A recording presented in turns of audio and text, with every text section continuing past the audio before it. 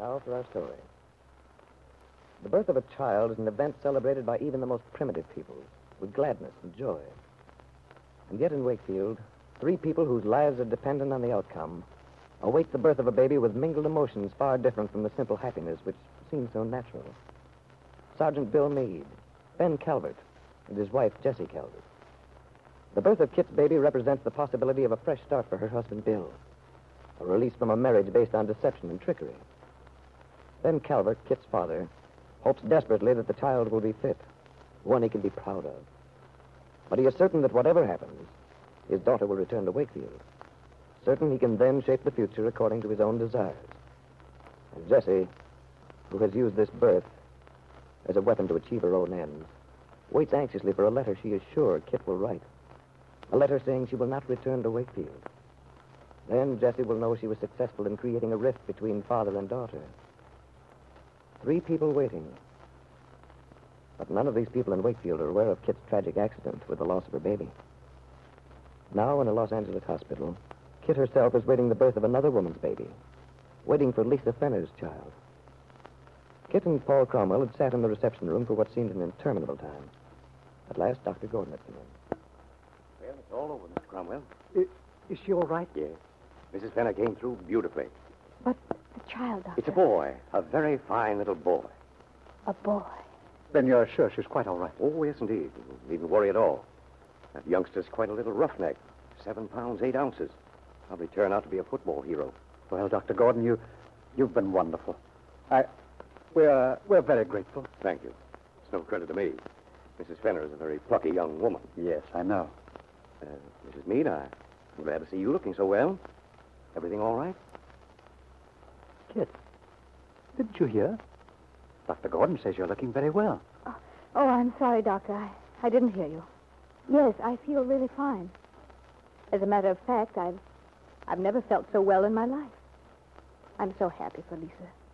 Hearing her good news, it seems to compensate for what happened to me. That's a very healthy attitude, and I might add, an unusual one. Dr. Gordon, may we go up and see Mrs. Fenner? Oh, no, not just yet. It's much too soon, Mr. Cromwell. You see, she hasn't come out of the anesthetic. But the child, Doctor, would it be possible to... Could we see him? Oh, yes, Mrs. Meade. The baby's on the 3rd floor. I'll go up with you. Oh, that's nice of you, Doctor. We'd appreciate it. We'll just go through here and take the back elevator.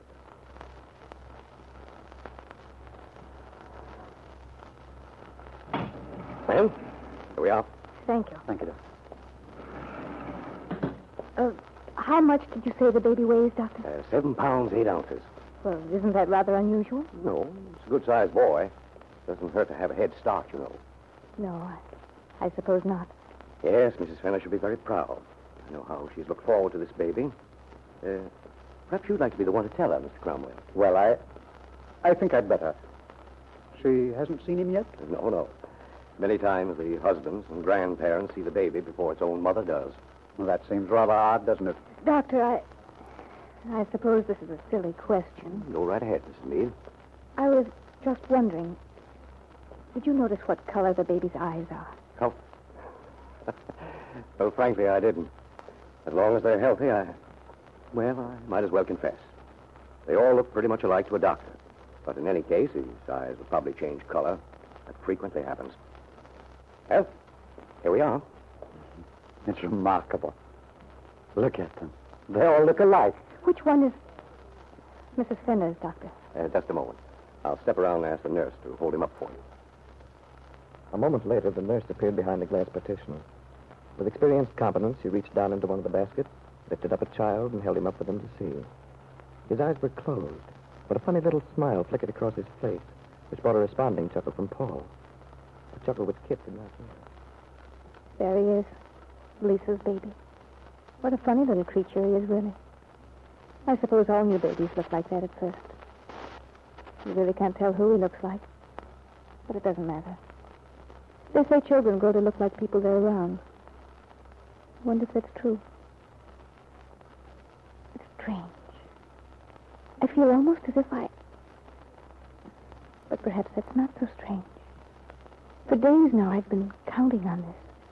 Waiting, planning on it. Yes. He's going to be mine. My son. I know it.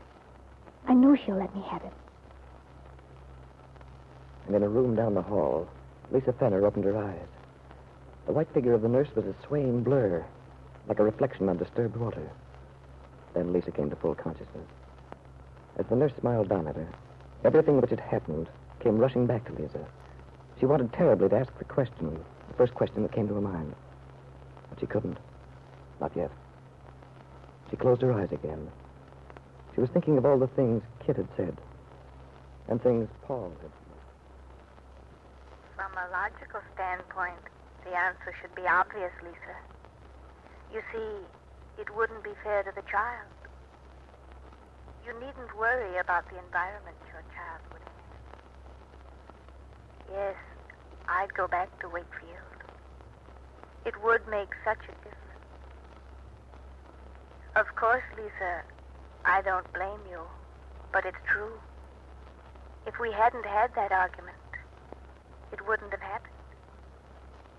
Yes, I'd go back to Wakefield. You needn't worry about your child. If Kit weren't here, if she went back to Wakefield, yes, the picture would be changed, Lisa. I'd go back if I had the child. If I had the child, Lisa. Kit, would you? What's that, Mrs. Fenner? Miss Fenner? Oh, nothing, nurse. I'm Miss Anderson. Well, Mrs. Fenner, how do you feel? I don't quite know. You're a very fortunate young woman. Am I? Is the baby all right? I should say so. You have a lovely... No. Don't tell me. But Mrs. Fenner... I don't want to know. I don't want to know whether it's a boy or a girl. You mean you want to be surprised? No, that's not it. It's just... Now, don't you worry. Lots of the ladies feel that way until they've seen it. No, it's all right. But I'll tell you right now, your baby is perfect. A beautiful child. It doesn't matter. Oh, just you wait. I'm going to tell them to bring the baby in now. Oh, no. No, please. But Mrs. Fenner... Oh, don't you understand? I don't want to see the child. I can't. Please ask Dr. Gordon to come in. Of course, Mrs. Fenner. Just a moment. I'll see if Doctor's still Well, Mrs. Fenner, how's the new mother feeling? Dr. Gordon, I was just outside in the hall. Now, what's this Miss Anderson tells me about your not wanting to see the baby? No, Doctor.